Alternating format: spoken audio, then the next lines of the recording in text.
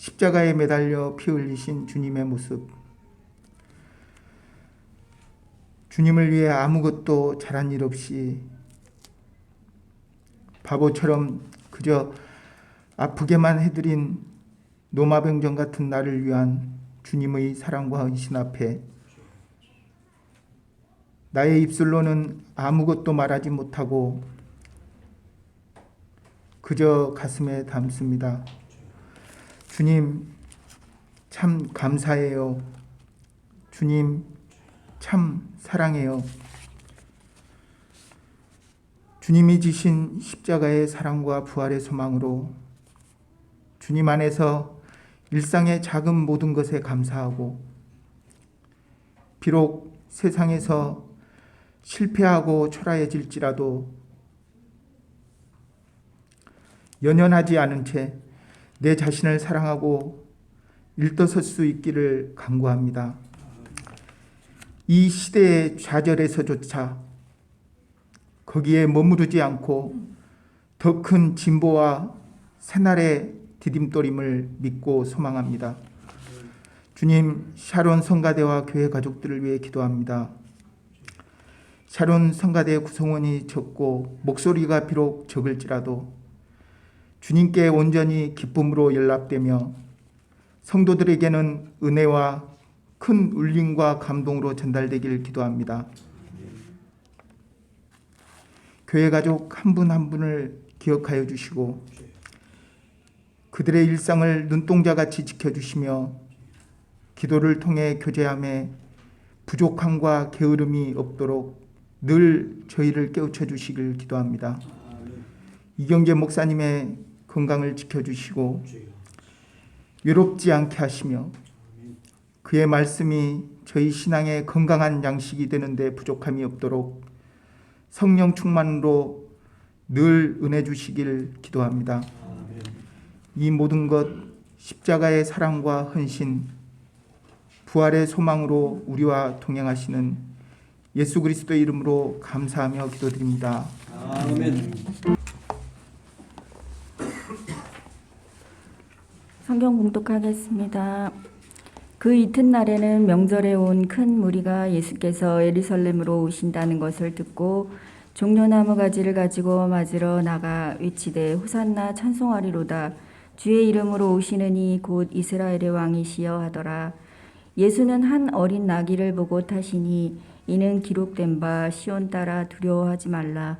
보라 너희 왕이 나귀 새끼를 타고 오신다 함과 같더라. 제자들은 처음에 이 일을 깨달지 못하였다가 예수께서 영광을 얻으신 후에야 이것이 예수께 대하여 기록된 것임과 사람들이 예수께 이같이 한 것임을 생각났더라. 나사로를 무덤에서 불러내어 죽은 자 가운데서 살리신 때에 함께 있던 무리가 증언한지라. 이에 무리가 예수를 맞음은 이 표적 행하심을 들었음이러라. 바리새인들이 서로 말하되 볼지어다 너희 하는 일이 쓸데없다. 보라 온 세상이 그를 따르는도다 하니라. 명절에 예배하러 올라온 사람 중에 헬라인 몇이 있는데 그들이 갈릴리 벳세다 사람 빌립에게 가서 청하여 이르되 선생이여 우리가 예수를 배웠고자 하나이다 하니 빌립이 안드레에게 가서 말하고 안드레와 빌립이 예수께 가서 여쭈니 예수께 대답하여 이르시되 인자가 영광을 얻을 때가 왔도다. 내가 진실로 진실로 너희에게 이르노니 한 알의 밀이 땅에 떨어져 죽지 아니하면 한 알 그대로 있고 죽으면 많은 열매를 맺느니라. 자기의 생명을 사랑하는 자는 잃어버릴 것이요 이 세상에서 자기의 생명을 미워하는 자는 영생토록 보존하리라. 사람이 나를 섬기려면 나를 따르라. 나 있는 곳에 나를 섬기는 자도 거기 있으리니 사람이 나를 섬기면 내 아버지께서 그를 귀히 여기시리라. 아멘.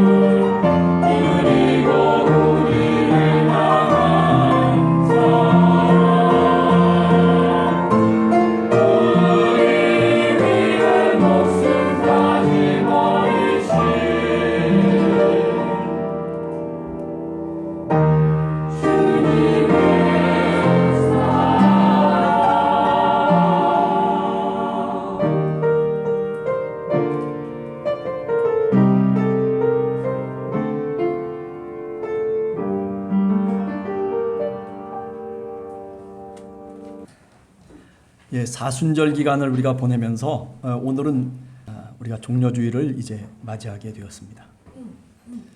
예루살렘 입성을 사실은 코앞에 두고 우리가 지난 2주간 동안에 설교했던 본문들이 첫 번째는 바디메오의 이야기를 한번 설교를 했고, 그 다음에 삭개오의 이야기를 우리 지난 주일날 설교를 했습니다. 그 디메오라고 하는 것은 무슨 뜻이라고 그랬죠? 부정하다라고 하는 뜻이었고, 삭개오라고 하는 뜻은 무슨 뜻이라고 그랬죠? 깨끗하다. 그러니까 예루살렘 입성을 앞두고 두 종류의 사람들이 예수님의 십자가의 길을 쫓아가는 거죠. 잃어버렸던 자신들을 다시 찾고 구원의 길로 다시 들어서는 그런 장면들이 사실은 바디메오의 이야기와 그리고 삭개오의 이야기 속에 들어와 있다라고 하는 것을 우리가 알게 됩니다. 그러면서 우리가 예수님께서 바로 그렇게 잃어버린 사람들을 부르시며 그리고 찾으시는 그 구원의 사건들을 우리가 묵상해 보았습니다. 오늘은 종려주일입니다. 주님을 찬미하는 무리들과 함께 주님이 평화의 왕으로, 그죠? 나귀 새끼를 타고 예루살렘에 입성하시는 바로 그날을 우리가 기억하는 주일이 종려주일입니다. 오늘은 요한복음이 어떻게 이 종려주일날 예루살렘 입성 사건을 어떻게 설명하고 있는지를 한번 우리들이 살펴보려고 합니다. 마태, 마가, 누가복음에서 얘기하는 것과는 그 관점이 굉장히 다른 요한복음이라고 하는 것을 여러분들이 알 수 있을 것입니다. 마태, 마가, 누가는 역사적인 사건을 이야기하려고 합니다. 그런데 반해서 요한복음은 그렇게 역사적인 사실을 얘기하려고 하는 것이 아니라 부활절 이후에 성령이 임하신 다음에 어떻게 우리가 이 사건을 다시 해석하고 어떻게 이 사건을 우리의 신앙으로 고백할 것인지, 그것을 요한복음은 우리들에게 말씀하고 있다라고 하는 거죠. 이 예루살렘 입성을 보다 더 한번 신학적으로 살펴보면서 함께 은혜를 나누기를 원합니다. 자, 첫 번째, 요한복음서에서는 유월절을 보내려고 예루살렘 성에 많은 순례자들이 모여듭니다. 여러분들이 잘 아시는 것처럼 그저 유월절이라든지 또는 무슨 오순절이라든지 이런 유대인의 절기 때마다 저 팔레스틴 너머에 살고 있는 예를 들면 로마에 살고 있는 사람들 또는 무슨 소아시아 지방에 살고 있는 사람들, 이런 디아스폴라들이 어떻게 해요? 예루살렘으로 모여드는 거죠. 우리가 학자들의 견해를 따르면 보통 한번 모여들면 200만 명 정도가 모여들었다라고 그렇게까지도 통계적으로 이야기를 하고 있습니다. 이렇게 순례자들이 모여들어서 이제 주님의 입성 소식을 듣고 요한복음서 속에서는 환호하면서 맞이하는 그런 예루살렘의 배경이 우리들에게 먼저 이야기되고 있습니다. 물론 공간복음서 속에서는 예수님을 쫓아다녔던 사람들이 갈릴리로부터 시작해서 그래가지고 가이사라 빌립보에서 쭉 예루살렘으로 내려오면서 그러면서 베다니를 거쳐서 이제 예루살렘으로 올라갈 때 그때 많은 사람들이 주님을 쫓았다라고 그렇게 공간복음서는 얘기하지만은, 그러나 요한복음은 그렇게 얘기하지는 않습니다. 요한복음은 어떻게 얘기해요? 1절, 2절, 오늘 읽은 12절, 13절을 보면 이미 예루살렘 성 안에 많은 사람들이 있었어요. 순례자들이 많이 있었어요. 그 많은 사람들이 예수님이 오신다는 소식을 듣고 어디로 나가는 거예요? 예루살렘 성 밖으로 나가는 거예요. 공간복음서는 예루살렘 성 밖에서 어떻게 해요? 많은 사람들이 쫓아와가지고 예루살렘 성으로 들어가는 것이라면, 요한복음은 예루살렘 성 안에 있는 사람들이 성 밖으로 나가서 예수님을 맞이하는 그런 서로 차이가 있는 그림들을 우리들에게 이야기하고 있다라고 하는 거죠. 자, 그래서 큰 무리가 예수님의 입성 소식을 듣고 그를 맞이하러 12절 13절에 보면 달려 나갑니다. 그런데 참 재미있는 게 뭐냐면 오늘 요한복음을 우리가 읽어보면 어떻게 이런 일이 과연 가능했는지에 대해서 요한복음은 우리들에게 간략하게 말씀을 하면서 뒤돌아봅니다. 그게 17절, 18절에 나오는 내용이에요. 그래서 17절과 18절을 읽어보면 죽은 자 가운데서 나사로를 무덤에서 살리실 때에 그때 그 나사로의 사건을 목격하고 그 사건을 보았던 사람들이 바로 이 예루살렘 순례자들 속에 지금 순례객으로 들어와 있다는 거죠. 그래가지고 그 예루살렘의 순례자들에게 나사로의 사건을 증언하는 거예요. 많은 사람들이 알지도 못하는 사람들인데, 그런데 이제 이 나사로의 부활 사건을 경험했던 사람들이 와가지고 예수라고 하는 사람이 이렇게 저렇게 이런 일을 행했다라고, 그런 표적을, 그런 기적을 행했다라고 사람들에게 소문을 내기 시작한 거예요. 그래서 오늘 성경 말씀을 보면 그들이 증언을 했고, 그리고 그 소식을 누가 들은 거예요? 바로 그 순례객 많은 사람들이, 예루살렘 성 안에 있는 사람들이 그 부활의 소식을 들었다는 거예요. 그게 17절과 18절에 나오는 내용입니다. 그런데 오늘 요한복음 본문에서 이 점이 중요하다라고 하는 겁니다. 무슨 말입니까? 12장 11절에서 보면 죽은 자 가운데서 살아난 나사로의 소식을 그들이 바로 듣고 믿었기 때문에 어떻게 했어요? 예루살렘 성 밖에서 주님이 오신다는 소식을 듣고 이들이 환영하러, 그 주님을 영접하러 호산나 찬송하면서, 그러면서 그 주님을 영접하고 있는 장면이죠. 자, 여기서 우리가 한 가지 포인트를 알아야 돼요. 그것은 뭐냐면, 공관복음서 속에서는 그런 얘기들이 없어요. 그런데 오늘 왜 요한복음은 이렇게 나사로가 살아난 사건을 듣고 믿었던 사람들이 주님을 영접하고 있는 장면으로 우리들에게 설명하고 있냐는 거예요. 뭐 때문에 그럴까요? 예수 그리스도가 예루살렘에 입성하시는 이 장면은 그냥 역사적 사실로만 끝나는 사건이 아니라는 거예요. 그 속에 신앙의 사건이 있다는 거예요. 우리가 고백하고 우리가 깨달아야 될 그런 하나님의 뜻이 그 예루살렘 입성의 장면 속에 있었다는 거예요. 오늘도 부활의 소식을 믿고, 그리고 그 소식을 듣고, 그리고 주님을 영접하고자 원하는 그런 마음으로 어떻게 하라는 거예요? 우리가 신앙인으로서 우리의 삶을 살아가야 된다라고 하는 것을 요한복음은 우리들에게 얘기하고 있는 거예요. 그러니까 다윗의 자손이요 호산나 찬송하면서 주님을 따라가는 그런 공간복음서의 얘기가 아니라, 요한복음은 그 길 속에서 진정으로 주님을 찬송하며 주님을 영접하며 살아가는 사람들, 그 사람들은 다른 사람들이 아니라 바로 부활의 소식을 듣고 믿었던 사람들이라고 하는 것을 우리들에게 말씀하고 있는 겁니다. 그러니까 관점이 이렇게 많이 다른 거죠. 그러니까 우리가 요한복음을 읽을 때에는 이런 믿음을 갖고 요한복음의 이야기를 읽어 나갈 줄 알아야 된다라고 하는 겁니다. 여러분, 오늘 우리들도 죽었던 자를 다시 살리는 구원의 소식을 이처럼 세상이 듣고 믿을 수 있도록 주님의 교회를 통해서 우리가 다시 증언해야 됩니다. 예루살렘 성에서 살아가고 있는 그 화려한 도시 속에서 순례객으로 지금 6월절에 모여든 많은 사람들, 그들에게 바로 이런 부활의 소식을 전해줘야 된다는 거예요. 그들이 바로 진정으로 예수 그리스도를 영접할 수 있고, 그리고 주님이 입성하시는 그 구원의 사건 속에 동참할 수 있는 주인공들이 될 수 있다는 것이죠. 어떤 사람들이? 그렇게 듣고 믿는 사람들이.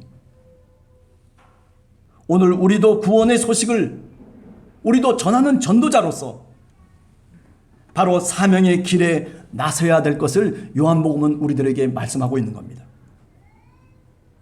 이 사순절 기간 동안에 많은 사람들이 환영하면서 호산나 찬송하면서 예루살렘에 입성하시면서 평화의 왕으로 겸손의 상징인 나귀 새끼를 타고 주님이 입성하셨지, 그런 사건의 이야기로만 끝나는 것이 아니라 진정으로 주님을 영접하고 주님을 환영한 사람들이 어떤 사람이었는지 요한복음은 우리들에게 분명하게 가르쳐주고 있는 겁니다. 우리들도 바로 나사로의 부활 소식을 전했던 그 무리들처럼 오늘 우리들도 부활의 소식을 전해야 될 사명이 우리들에게 있다는 것을 분명하게 깨달아야 될 줄로 믿습니다. 두 번째, 그런데 오늘 예루살렘 입성 사건에는 또 다른 게 또 있어요. 공간복음서에서 나오지 않는 것들이에요. 안 보이던 제자 둘이 낯설게 등장하고 있어요. 그 제자 둘이 누굴까요? 오늘 성경을 읽어보시면 안드레와 빌립이에요. 요한복음은 유명한 사람들을 끌고 와가지고 이야기를 만들질 않아요. 요한복음은 묻혀 있었던, 감추어져 있었던 이야기들을 끄집어냅니다. 사람들이 관심을 두지 않고 많은 사람들은 베드로에 관심을 두고 많은 사람들은 요한에게 관심을 두고 있는 그런 많은 사람들 편에서 요한복음은 이야기를 써내려가지 않습니다. 역사라고 하는 것을 그렇게 있는 자들과 힘 있는 자들의 편에서 기술해 나가지 않고 오히려 숨겨졌던 사람들을 찾아냅니다. 우리가 몰랐던 사람들을 끄집어내요. 그게 누구냐면 바로 안드레와 빌립입니다. 자, 그런데 이들 안드레와 빌립 이 이름이 참 특이한 거죠, 사실은요. 성경 속에서 예수님의 12제자 속에서 헬라식 이름을 갖고 있는 예수님의 제자는 이 두 명이에요. 안드레, 여러분 안드로스라고 하는 사람이라고 하는 뜻 알잖아요. 또 빌립이라고 하는 말도 역시 그죠? 그리스의 빌립 왕을, 마케도니아의 빌립 왕의 이름을 따고 있는 이 빌립이거든요. 네. 어쩌면 우리가 성경 속에서는 안드레라고 하는 사람이 베드로를 전도하고 베드로의 형제라고 그렇게 얘기하지만은, 그러나 요한복음은 그런 것에 대해서 별로 상관을 안 해요. 요한복음은 어쩌면 안드레와 베드로라고 하는 사람이 형제지간이었다라고 하는 것에 대해서 퀘스천 마크. 네. 글쎄, 뭐 형제면 어떻고 형제가 아니면 어때? 예수님께서 뭐라고 말씀하셨습니까? 마가복음 3장 같은 데 보면 내 형제가 누구냐, 내 부모가 누구냐라고 얘기할 때 새로운 가족관계를 예수님이 말씀을 하시잖아요. 그것은 뭐냐면 아버지 하나님의 뜻대로 행하는 자가 내 형제고 그리고 내 어머니다, 그렇게 말하잖아요. 요한복음은 그렇게 독특한 그 예수님의 말씀을 기억하고 있는 거예요. 그래서 이 안드레와 빌립, 그리고 예수님의 제자들 가운데 묻혀 있었던 사람들이에요. 어쩌면 땅속에 묻혀져 있는 진주일 수도 있겠죠. 이들은 헬라어를 사용할 줄 알고 그리고 헬라적인 문화적 배경 속에서 아마 남다르게 자랐던 그런 성장 배경을 우리가 생각해 볼 수 있습니다. 그래서 오늘 성경 말씀을 가만히 읽어보면 헬라 사람들이 예수님께 찾아와요. 그럴 때 누가 다리를 놔주는 거예요? 바로 이렇게 헬라의 이름을 갖고 있는 빌립과 안드레가 헬라어를 이야기할 수 있고 말할 수 있고 사용할 수 있는 바로 이 두 제자가 예수님께 그 이방 헬라 사람을 데리고 가는 거예요. 그게 오늘 우리가 읽은 본문의 내용 가운데 하나입니다. 그래요. 이 둘은, 안드레와 빌립은 요한복음 1장을 읽어보면 36절과 37절을 여러분들이 펼쳐보시면은 이 둘은 다 누구냐면 세례자 요한의 제자였어요. 세례자 요한을 쫓아다녔던 사람들이에요. 그런데 세례자 요한이 예수님을 보면서 뭐라고 얘기합니까? 세상 죄를 지고 가는 하나님의 어린 양을 보라 하면서 예수님을 증언해요. 예수가 누구인지를 이야기해 줍니다. 그가 바로 메시아라고 하는 것을 말씀해 주고 있는 거죠. 그 소리를 듣고 어떻게 하냐면 바로 이 안드레와 빌립이 누구에게 오는 거예요? 바로 우리 주님이신 예수 그리스도에게 다시 제자로 찾아오기 시작합니다. 이게 요한복음서에서는 예수님이 제자를 부르시는 첫 번째 장면이에요. 그러니까 공간복음서 속에서는 예수님이 제자를 부르시는 첫 번째 장면이 뭐예요? 갈릴리 호숫가에서, 그죠? 베드로를 부르시고 그리고 베드로의 형제 안드레, 요한, 야고보를 부르시는 장면 아니에요. 그런데 요한복음은 그렇게 다른 관점에서 보고 있는 거예요. 네. 주님이 제일 먼저 부르신 바로 그 제자들은 1장 36절 37절을 보면 바로 다름 아닌 세례자 요한의 제자였던 안드레와 빌립이었다는 거예요. 1장을 더 읽어보면 어떻게 되냐면 그 안드레가 베드로를 인도하고 그 빌립이 누구를 인도해요? 나다나엘을 인도했다는 거예요. 그게 요한복음이 우리들에게 얘기하고 있는 요 안드레와 빌립의 이야기입니다.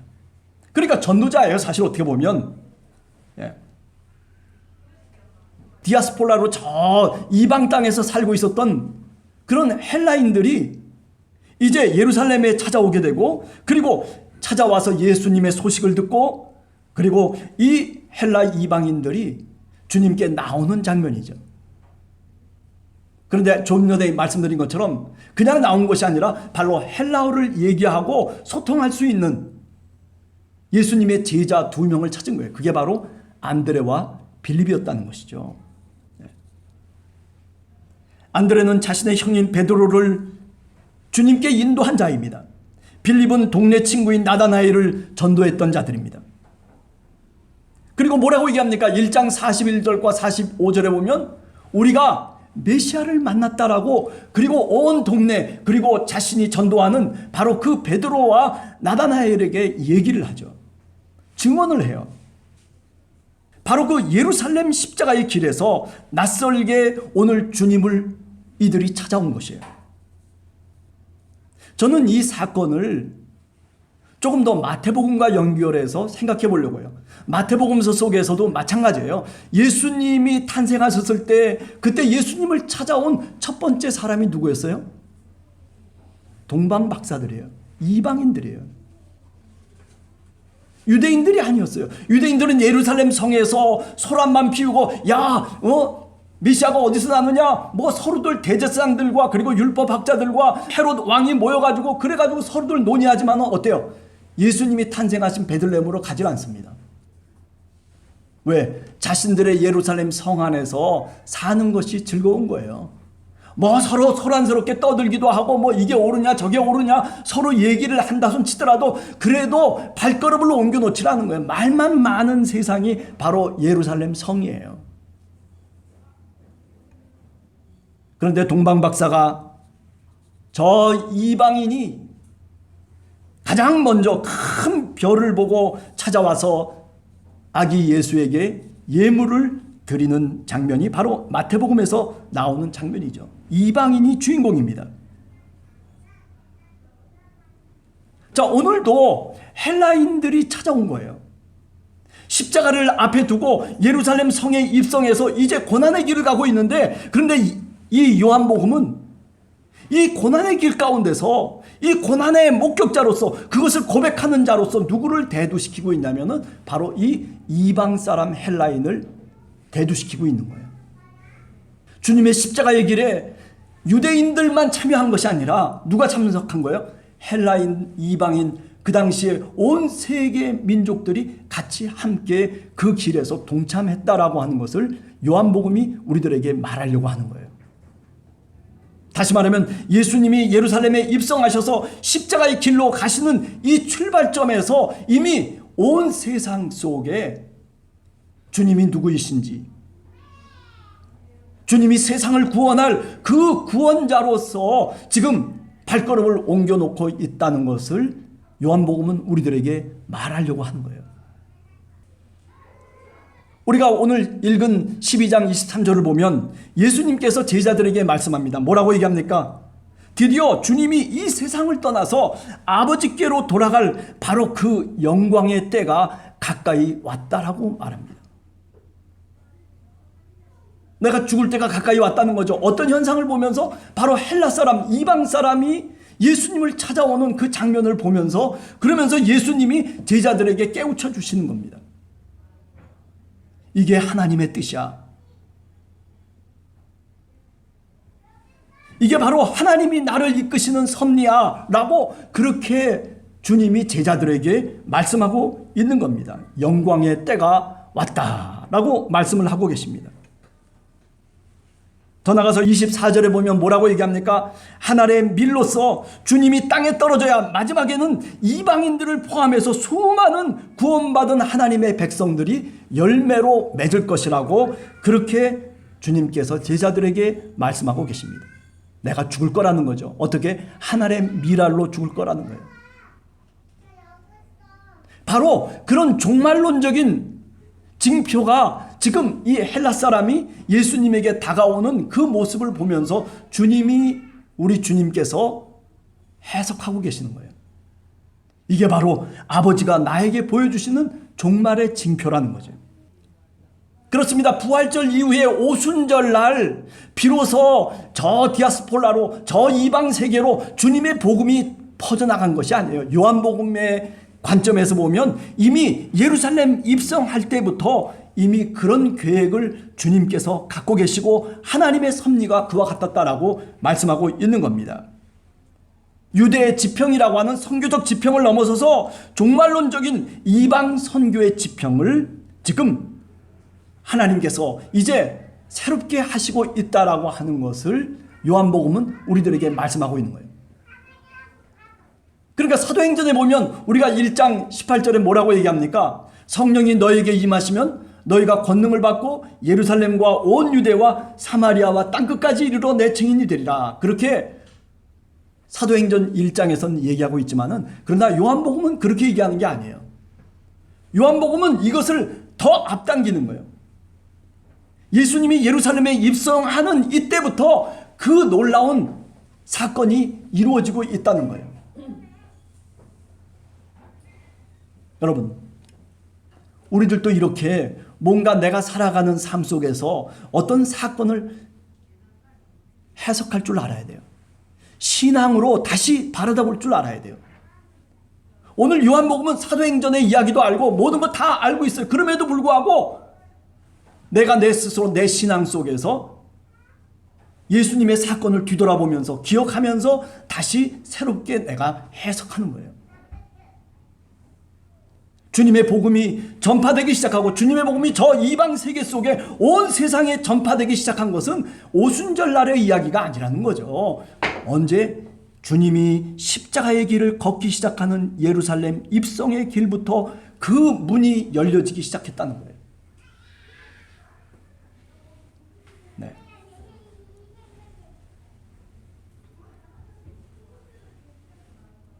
따라서 예루살렘 입성은 이처럼 구원의 길에서 하늘의 밀이 척박한 죄악의 땅에 떨어지는 씨를 뿌리는 것과 같은 사건이죠.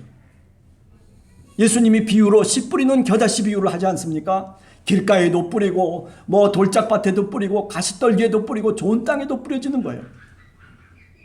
그렇지만 어떻게 됩니까? 좋은 땅에 뿌려졌을 때 30배, 60배, 100배의 열매를 맺을 것이라고 주님께서 말씀을 하시잖아요.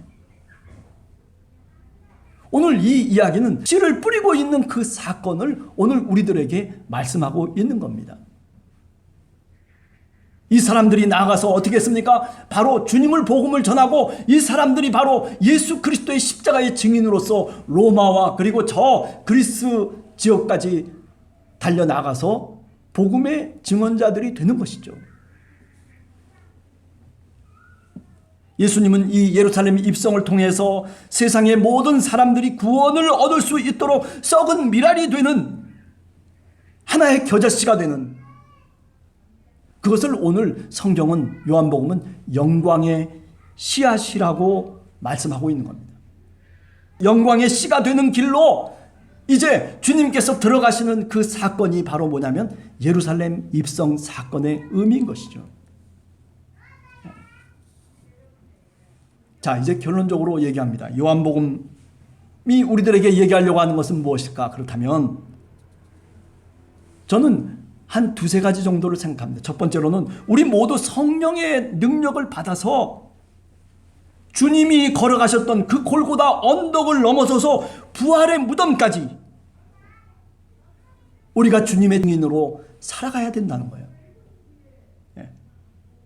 베드로처럼 중간에 포기해서는 안 된다는 거죠.